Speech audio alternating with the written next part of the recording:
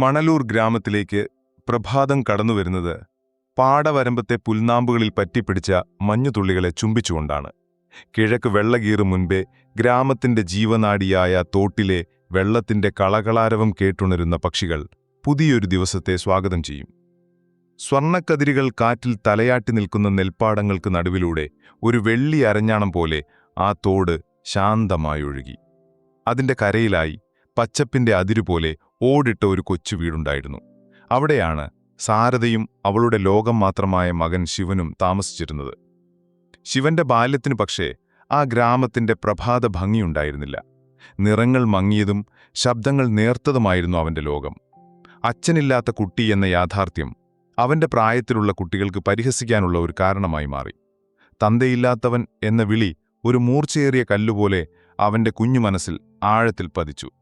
ഓരോ തവണ ആ വാക്ക് കേൾക്കുമ്പോഴും കൂട്ടുകാരിൽ നിന്ന് ഓടിയൊളിച്ച് പാടവരമ്പത്തെത്തി ആരും കാണാതെ കരയുന്നത് അവന്റെ ശീലമായി. സ്കൂളിലെ ഇടവേളകളിലും കളിക്കളത്തിലും അവൻ മെല്ലെ മെല്ലെ ഒറ്റപ്പെട്ടു. ആ ഒറ്റപ്പെടൽ അവന്റെ ഉള്ളിൽ അപകർഷതയുടെ ഒരു കനത്ത കോട്ട തന്നെ തീർത്തു. അവൻ നിശബ്ദനായി. ചോദ്യങ്ങൾക്ക് മൂളലുകളിലും പുഞ്ചിരിക്ക് പകരം തല കുനിക്കലുകളിലും ഉത്തരം കണ്ടെത്തി. ഒടുവിൽ തന്റെ ലോകം നോട്ട്ബുക്കിലെ ഒഴിഞ്ഞ താളുകളിലേക്ക് അവൻ പറിച്ചു നട്ടു. സാരദ കൊടുങ്കാറ്റിൽ ഒറ്റപ്പെട്ടുപോയ ഒരു വൻമരത്തിന്റെ കരുത്തോടെയാണ് ജീവിച്ചത്. നാട്ടുകാരുടെ സഹതാപം ഒനവെച്ച വാക്കുകളായി പലപ്പോഴും അവളെ വേദനിപ്പിച്ചു. ബന്ധുക്കളുടെ കുത്തുവാക്കുകൾ, ഇവനിങ്ങനെ തുണയില്ലാതെ വളർന്നാലെങ്ങനാ എന്ന് കേട്ടില്ലെന്ന് നടിച്ചു.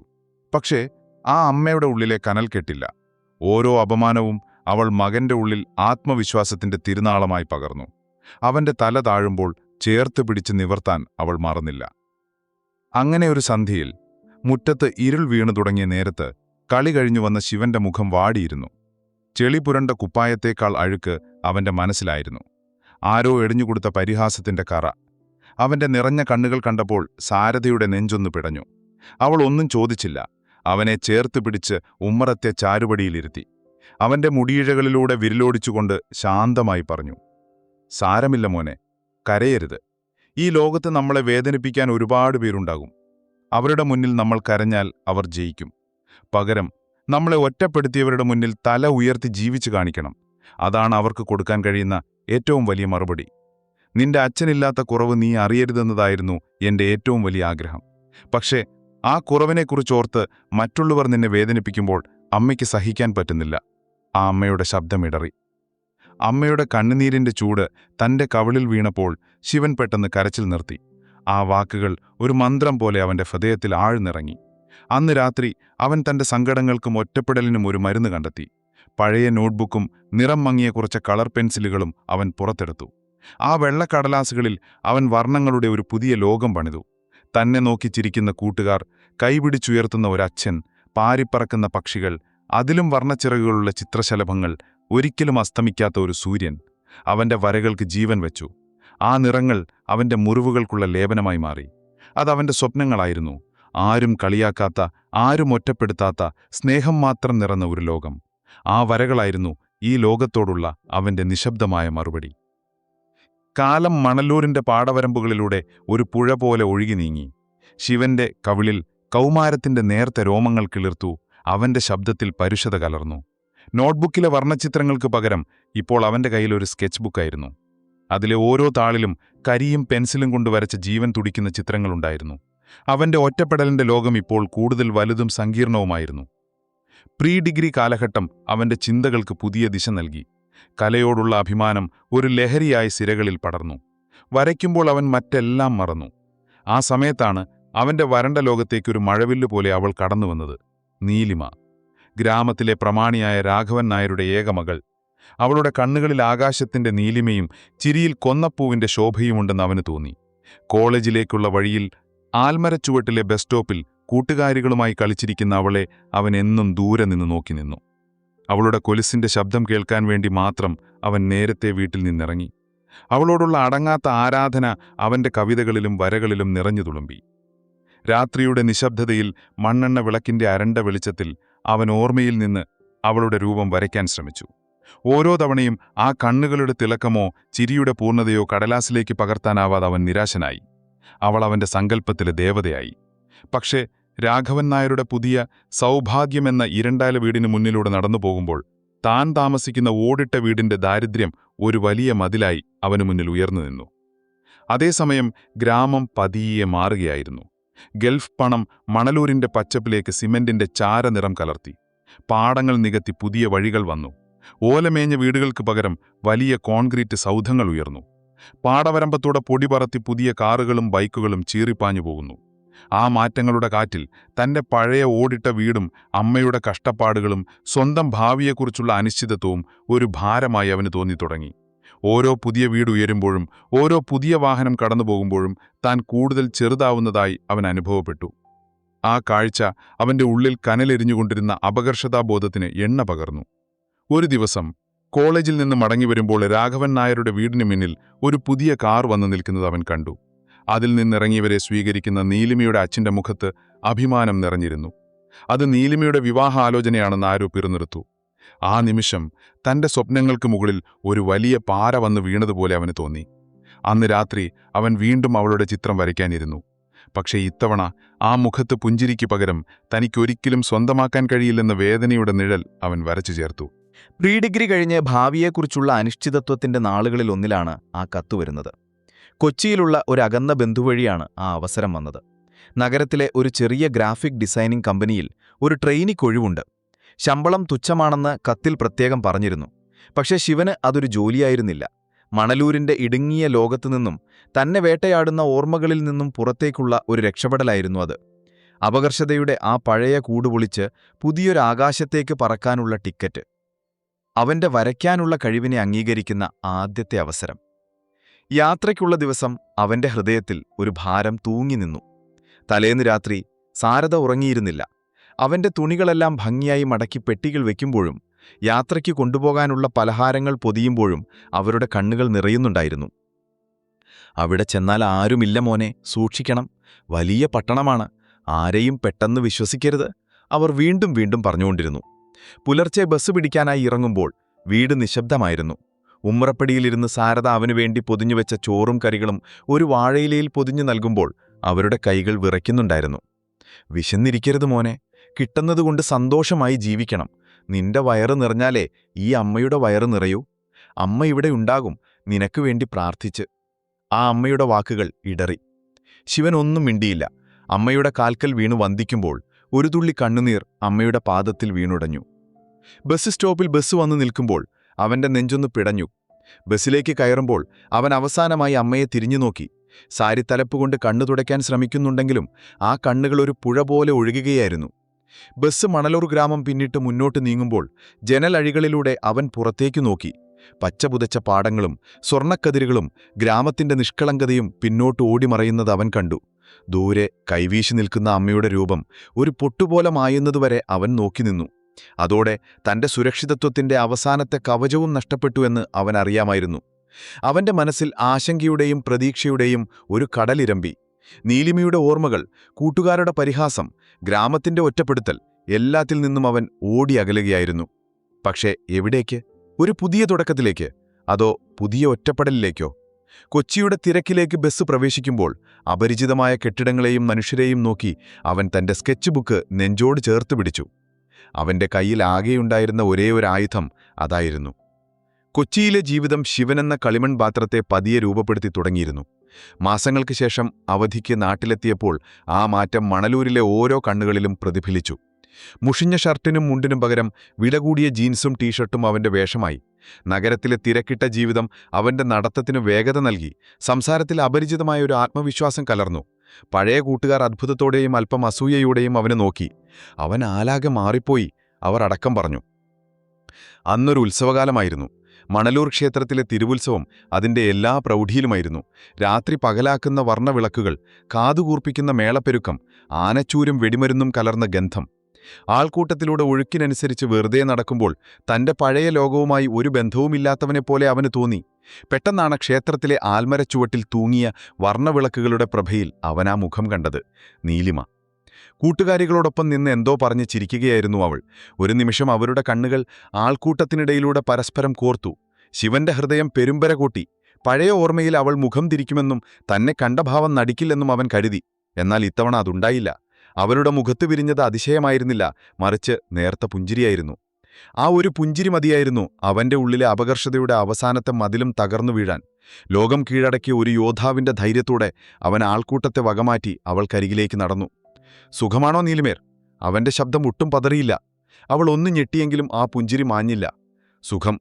ശിവൻ ഒരുപാട് മാറിയല്ലോ. കൊച്ചിയിലെ കാറ്റടിച്ചപ്പോൾ ആളാകെ സ്മാർട്ടായി. അവളുടെ വാക്കുകളിൽ പരിഹാസത്തിന്റെ കലർപ്പുണ്ടായിരുന്നില്ല, മറിച്ച് കൗതുകമായിരുന്നു. അവരുടെ സംസാരം പതിയെ നീണ്ടു.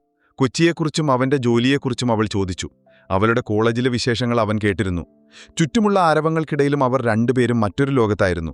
അവരുടെ കണ്ണുകൾ പരസ്പരം കഥകൾ പറഞ്ഞു, പറയാൻ മടിച്ച പ്രണയത്തിന്റെ കാത്തിരിപ്പിന്റെ കഥകൾ. അതൊരു തുടക്കമായിരുന്നു. പിന്നീടുള്ള ദിവസങ്ങൾ പ്രണയത്തിന്റെ നിറമുള്ളതായിരുന്നു. കോളേജ് ലൈബ്രറിയിൽ വെച്ച് പുസ്തകത്തിനുള്ളിൽ ഒളിപ്പിച്ചു വെച്ച പ്രണയലേഖനങ്ങൾ, ആരും കാണാതെ പാടവരമ്പത്ത് വെച്ചുള്ള കണ്ടുമുട്ടലുകൾ, അമ്പലക്കടവിലെ കാത്തിരിപ്പുകൾ. സന്ധ്യ മയങ്ങുമ്പോൾ വിജനമായ പാടവരമ്പത്തിരുന്ന് അവർ സ്വപ്നങ്ങൾ പങ്കുവച്ചു. അവന്റെ ചിത്രങ്ങളെക്കുറിച്ചും അവളുടെ ഭാവിയെക്കുറിച്ചും അവർ സംസാരിച്ചു. ആ നിമിഷങ്ങളിൽ താൻ പ്രമാണിയുടെ മകളും അവൻ സാധാരണക്കാരനുമാണെന്ന സത്യം അവൾ മറന്നു.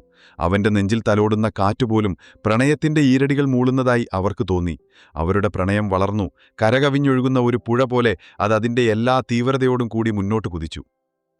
പക്ഷേ അവരുടെ പ്രണയത്തിന്റെ ആകാശത്ത് കാർമേഘങ്ങൾ ഉരുണ്ടുകൂടാൻ അധികനാൾ വേണ്ടിവന്നില്ല.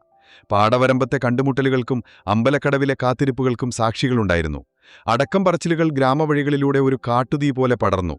ഒടുവിൽ ആ വാർത്ത രാഘവൻ നായരുടെ ചെവിയിലുമെത്തി. ജാതിയും പണവും തറവാടിത്തവും തലയ്ക്ക് പിടിച്ച ആ പ്രമാണിയുടെ രക്തം തിളച്ചുമറിഞ്ഞു. തന്റെ മകൾ, അതും തന്റെയാരെന്നറിയാത്ത ഒരു പാവപ്പെട്ടവന്റെ കൂടെ പ്രേമിച്ചു നടക്കാനോ? ആ ചിന്ത അവനിൽ അപമാനത്തിന്റെ തീ കോരിയിട്ടു. അതൊരു സന്ധ്യാസമയമായിരുന്നു.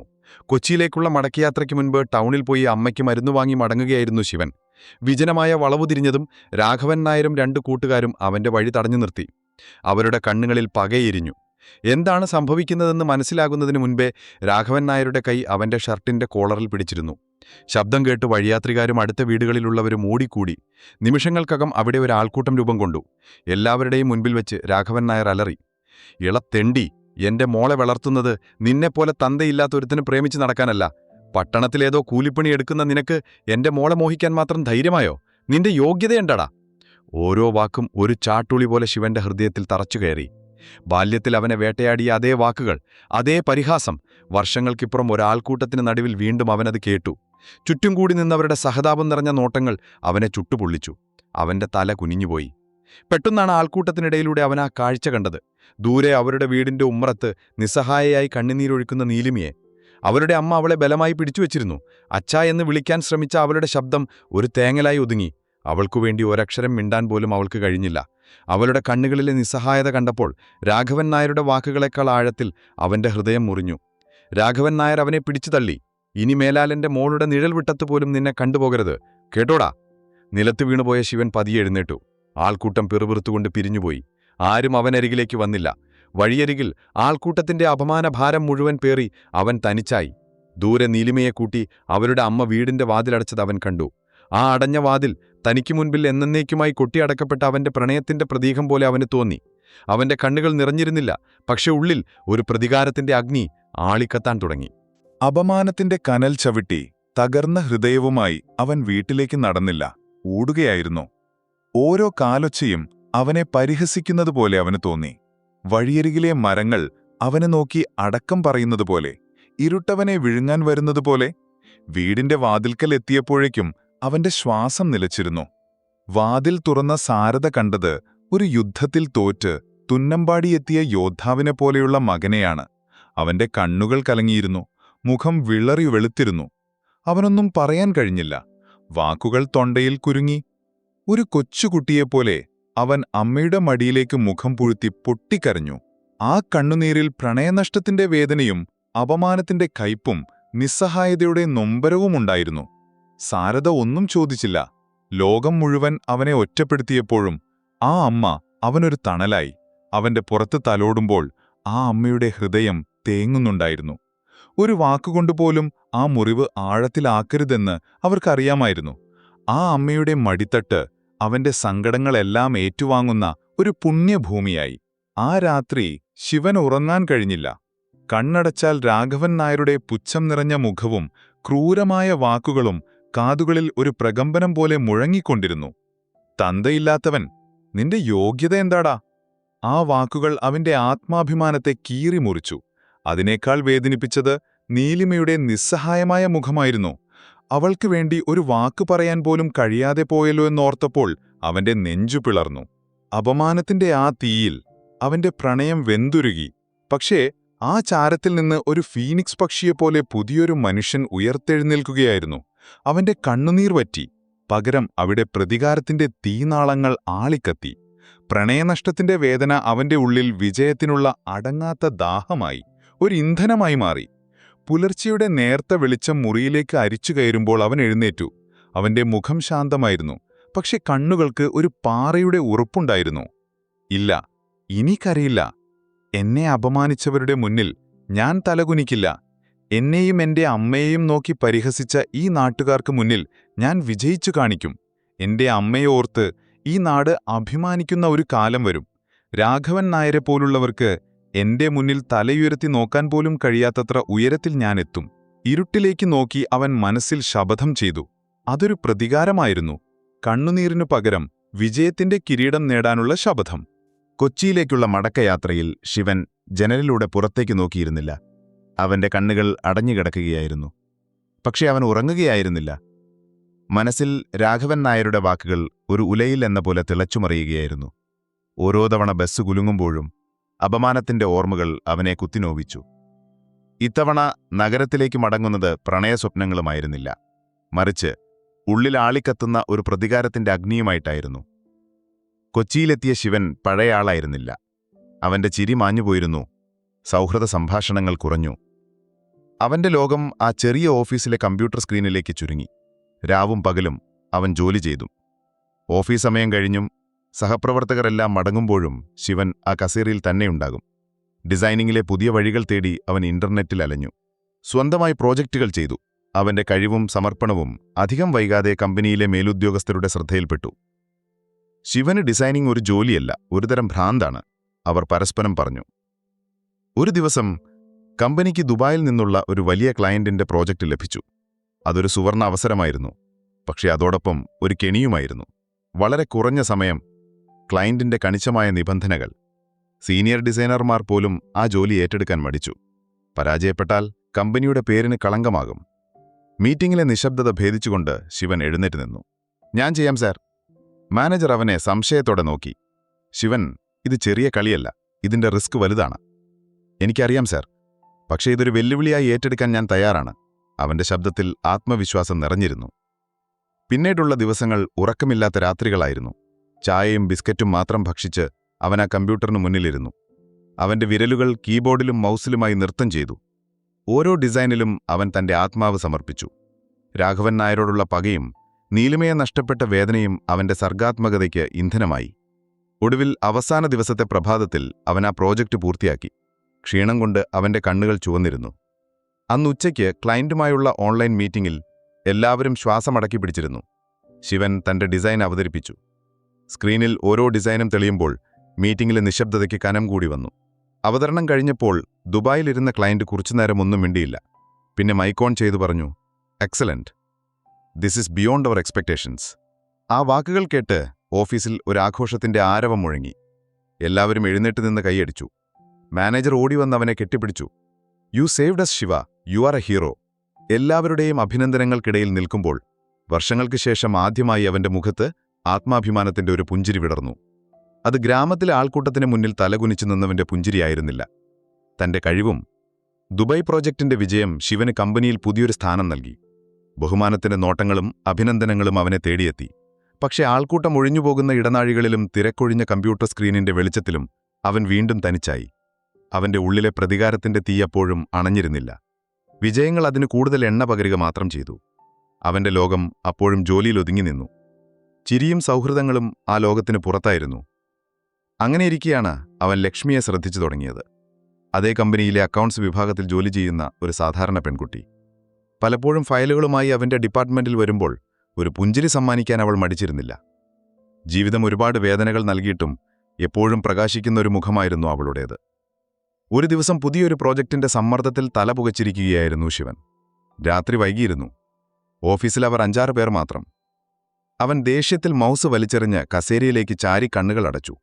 അപ്പോഴാണ് ഒരു ചായക്കപ്പുമായി ലക്ഷ്മി അവന്റെ അരികിൽ വന്നത്. ഒരുപാട് സ്ട്രെയിൻ ചെയ്യണ്ട, ഈ ചായ കുടിക്ക്. ചിലപ്പോൾ പുതിയ വല്ല ഐഡിയയും കിട്ടിയല്ലോ. ഒരു മടിയോടെ അവൾ പറഞ്ഞു. ശിവൻ അത്ഭുതത്തോടെ അവളെ നോക്കി. ആരും ശ്രദ്ധിക്കാത്ത തന്റെ ദേഷ്യവും നിസ്സഹായതയും ഈ പെൺകുട്ടി എങ്ങനെ മനസ്സിലാക്കി? അവൻ മറുപടിയൊന്നും പറയാതെ ആ ചായ വാങ്ങി. ആ നിമിഷം അവരുടെ സൗഹൃദം അവിടെ തുടങ്ങുകയായിരുന്നു. പിന്നീട് വൈകുന്നേരങ്ങളിലെ ചായകുടി ഒരു പതിവായി. തിരക്കിട്ട ഓഫീസ് ജീവിതത്തിനിടയിലെ ആശ്വാസത്തിന്റെ തുരുത്തുകളായി ആ നിമിഷങ്ങൾ മാറി. ഒരുമിച്ചുള്ള ബസ് യാത്രകളിലും ഊണിന്റെ ഇടവേളകളിലും അവർ തങ്ങളുടെ ലോകങ്ങൾ പരസ്പരം തുറന്നുവെച്ചു. അനാഥാലയത്തിൽ വളർന്നതും പിന്നീട് ബന്ധുക്കളുടെ അവഗണന സഹിച്ച് പഠിച്ച ഒരു ജോലി നേടിയതും ലക്ഷ്മി പറയുമ്പോൾ അവളുടെ കണ്ണുകൾ നിറഞ്ഞിരുന്നില്ല. പകരം ഒരു പോരാളിയുടെ തിളക്കമായിരുന്നു ആ കണ്ണുകൾക്ക്. അവളുടെ കഥകൾ കേട്ടപ്പോൾ ശിവൻ ആദ്യമായി താൻ തനിച്ചല്ല എന്ന് തോന്നി.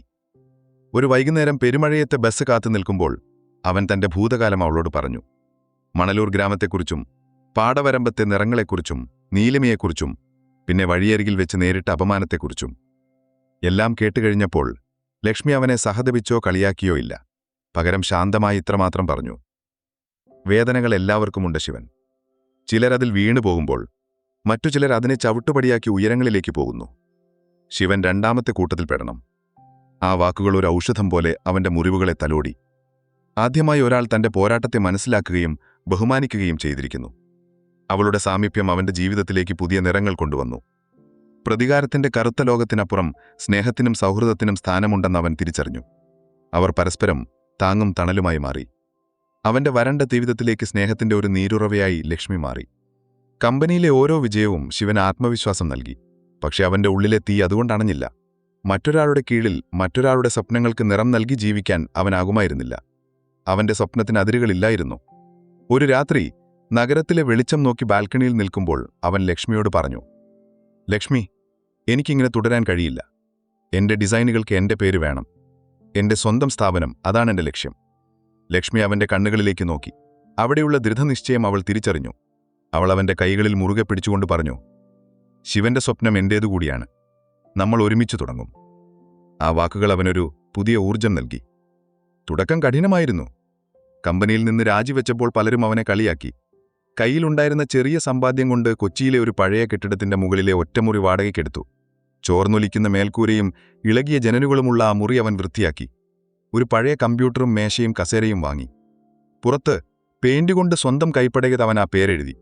ഡ്രീം ഡിസൈൻസ്, അവന്റെ സ്വപ്നങ്ങൾക്ക് അവൻ നൽകിയ പേര്. ആദ്യത്തെ കുറേ മാസങ്ങൾ അവഗണനയുടേതായിരുന്നു. അവന്റെ പോർട്ട്ഫോളിയോയുമായി പല സ്ഥാപനങ്ങളുടെയും വാതിലുകൾ മുട്ടിയെങ്കിലും ആരും അവനെ വിശ്വസിച്ചില്ല. പുതിയ കമ്പനിയല്ലേ, പരിചയസമ്പത്ത് കുറവായിരിക്കും എന്നായിരുന്നു പലരുടെയും മറുപടി.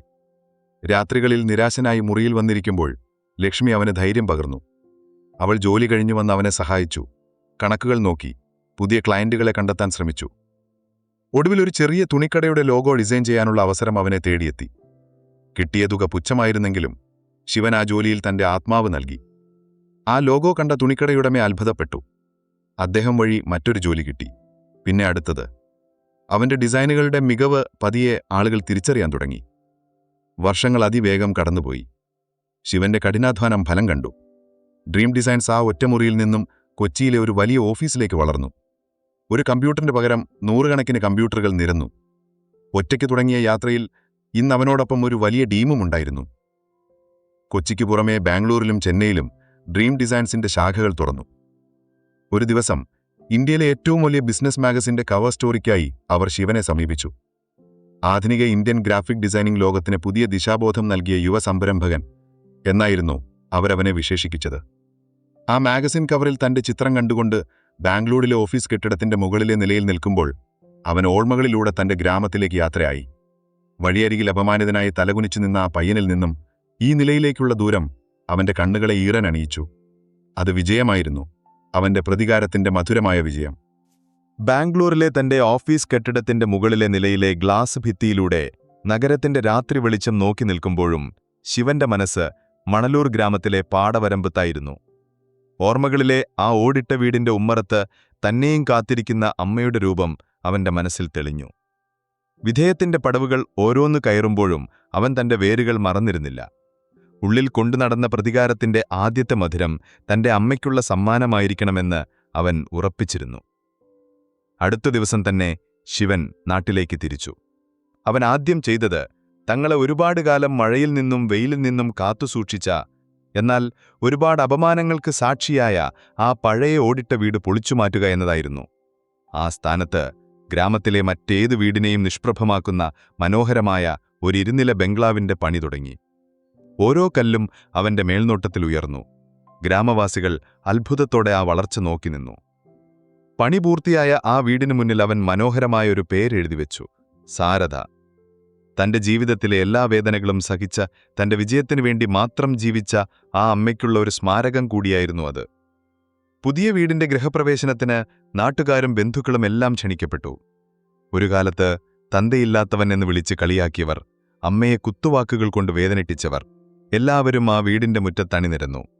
അവരുടെ കണ്ണുകളിൽ അസൂയയും ആരാധനയും ഒരുപോലെ നിഴലിക്കുന്നത് ശിവൻ കണ്ടു. അവർ അവനോട് ബഹുമാനത്തോടെ സംസാരിച്ചു, അവന്റെ വളർച്ചയെ പുകഴ്ത്തി. ഓരോ പുകഴ്ത്തലും അവന്റെ പ്രതികാരത്തിന്റെ തീയിൽ എണ്ണ പകരുകയായിരുന്നു. പട്ടുസാരിയുടുത്ത് മുഖത്ത് അഭിമാനത്തിന്റെ പുഞ്ചിരിയുമായി നിന്ന സാരദയുടെ കൈപിടിച്ച് ശിവൻ വീടിന്റെ പടിവാതിൽക്കൽ നിന്നു. നിലവിളക്കിന്റെ പ്രഭയിൽ തന്റെ പേരിലുള്ള ആ വലിയ വീട്ടിലേക്ക് വലതുകാൽ വെച്ച് കയറിയപ്പോൾ സാരദയുടെ കണ്ണുകൾ നിറഞ്ഞൊഴുകി. അത് സങ്കടത്തിന്റെ കണ്ണുനീരായിരുന്നില്ല, മറിച്ച് ലോകം കീഴടക്കിയ ഒരു മകന്റെ അമ്മയുടെ അഭിമാനത്തിന്റെ കണ്ണുനീരായിരുന്നു. അവർ ആ വീടിന്റെ ഓരോ മുക്കും മൂലയും കണ്ണുകൊണ്ട് തലോടി. എല്ലാവരും നോക്കി നിൽക്കെ സാരദ ശിവന്റെ അരികിലേക്ക് ചെന്നു. അവന്റെ നെറുകയിൽ ചുംബിച്ചു. ആ ചുംബനത്തിൽ ഒരു ജന്മത്തിന്റെ സ്നേഹവും വാത്സല്യവും മുഴുവൻ അടങ്ങിയിരുന്നു. അതവന്റെ എല്ലാ വിജയങ്ങൾക്കുമുള്ള അംഗീകാരമായിരുന്നു. അമ്മയുടെ സന്തോഷം കണ്ടുനിന്ന ശിവന്റെ കണ്ണുകളിലും ഒരു തിളക്കമുണ്ടായി. വിധി പലപ്പോഴും വിചിത്രമായ വഴികളിലൂടെയാണ് സഞ്ചരിക്കുന്നത്. ശിവൻ വിജയത്തിന്റെ ഓരോ പടവും കയറുമ്പോഴും മണലൂർ ഗ്രാമത്തിൽ രാഘവൻ നായർ പരാജയത്തിന്റെ പടുകുഴിയിലേക്ക് വീഴുകയായിരുന്നു. ഗൾഫ് പണം കൊണ്ടുവന്ന അഹങ്കാരത്തിൽ തുടങ്ങിയ ബിസിനസ്സുകൾ ഓരോന്നായി തകർന്നു. കടം കയറി ഒടുവിൽ വീടും പറമ്പും ജപ്തിയുടെ വക്കിലെത്തി. ഒരു കാലത്ത് ഗ്രാമത്തിലെ പ്രമാണിയായിരുന്ന അയാൾ ഇന്ന് സഹായത്തിനായി മറ്റുള്ളവരുടെ മുന്നിൽ കൈനീട്ടേണ്ട അവസ്ഥയിലായി. പല വാതിലുകളും മുട്ടി പരാജയപ്പെട്ട ശേഷമാണ് അയാൾ അവസാന ആശ്രയമെന്നോണം സാരദയുടെ പടിവാതിൽക്കലെത്തിയത്. ഓരോ അടി വയ്ക്കുമ്പോഴും അയാളുടെ കാലുകൾക്ക് ഭാരം കൂടുന്നതുപോലെ തോന്നി.